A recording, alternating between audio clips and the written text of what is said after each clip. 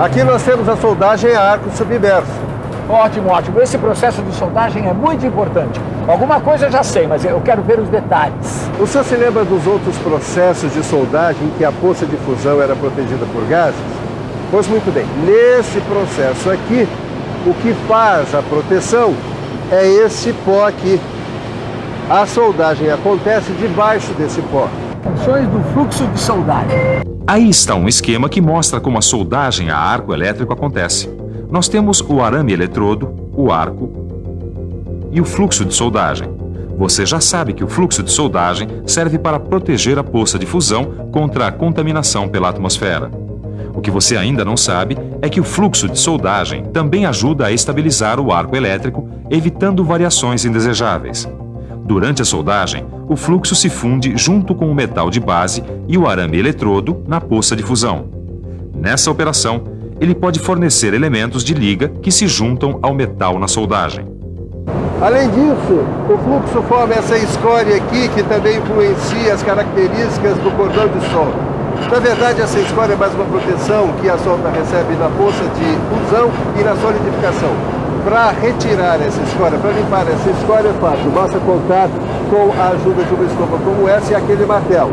Agora, senhor Aristides, o fluxo de soldagem é muito importante e a composição desse fluxo vai depender do material a ser soldado. O fluxo de soldagem é mais que fundamental. Ele é indispensável nesse tipo de soldagem. Os fluxos normalmente são feitos com uma mistura de óxidos, minerais e às vezes ferro-ligas. O tipo do fluxo varia de acordo com o tipo de material que vai ser soldado.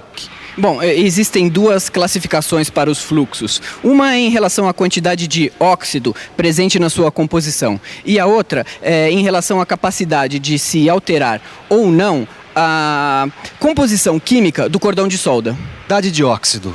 Bem, nesse caso os fluxos se dividem em ácidos, neutros ou básicos. De uma maneira geral, os fluxos básicos melhoram as propriedades mecânicas do cordão de solda. Os fluxos ativos alteram a composição química do cordão de solda. Já os fluxos neutros, como o próprio nome já diz, não têm essa capacidade. Na soldagem a arco submerso é desse tipo aqui, ó. São arames sólidos que fazem o papel de eletrodo e metal de adição ao mesmo tempo. Eles vêm assim, em carretéis ou em bobinas, e às vezes podem ser revestidos com cobre. Mas você nem precisa falar porque cada arame eletrodo é desenvolvido a sua composição em função do trabalho que vai ser feito. Esses são processos de soldagem a arco elétrico. A qualidade da solda depende e muito da habilidade do soldador.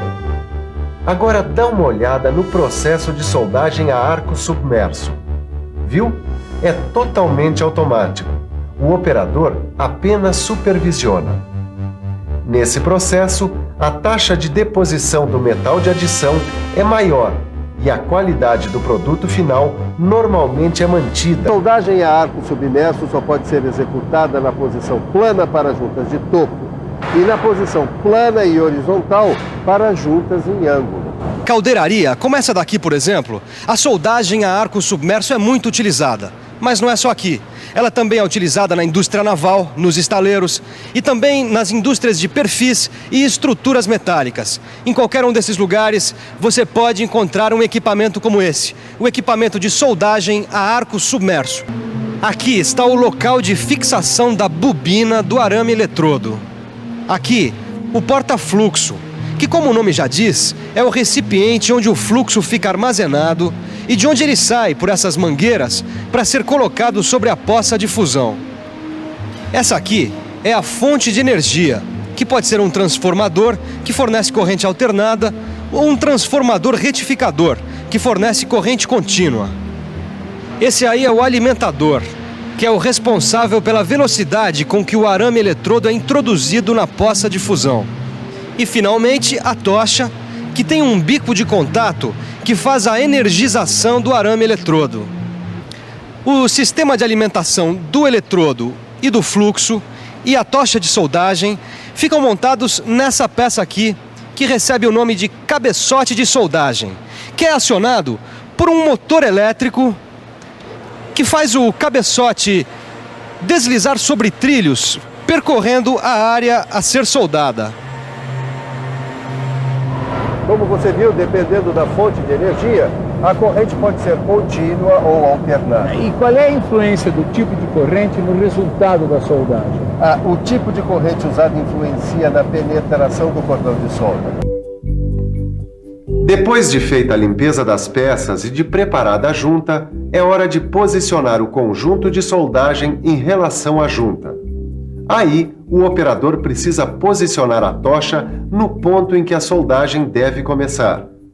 O passo seguinte é a liberação do fluxo, seguida da abertura do arco. E a soldagem começa.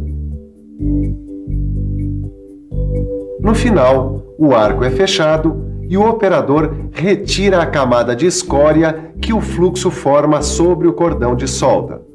Pronto! Se forem necessárias mais camadas, é só posicionar novamente a tocha de soldagem e acionar o mecanismo. Variantes da soldagem a arco submerso.